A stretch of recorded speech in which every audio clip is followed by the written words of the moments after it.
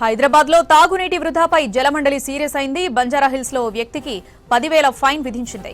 తాగునీటితో shop ప్రాంగణం కడుతున్న వ్యక్తిని గుర్తించారు అధికారులు. బంజారాహిల్స్ రోడ్ నెంబర్ 12 లో ఆరెంజ్ ట్రీ షాప్ ముందు నీటిని వేస్ట్ చేస్తూ ఉండగా గుర్తించారు. తనిఖీలలో స్వయంగా గుర్తించారు ఎండీ అశోక్ రెడ్డి. తాగునీటిని ఇతర అవసరాలకు వాడొద్దని హెచ్చరించారు.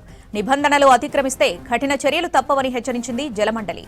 నీటి వృధాను అరికట్టాలని ప్రజలకు విజ్ఞప్తి చేశారు అధికారులు.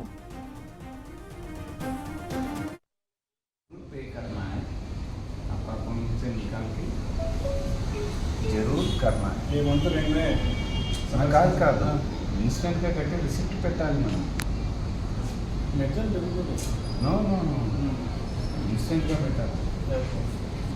So use water very जूडिशियसली.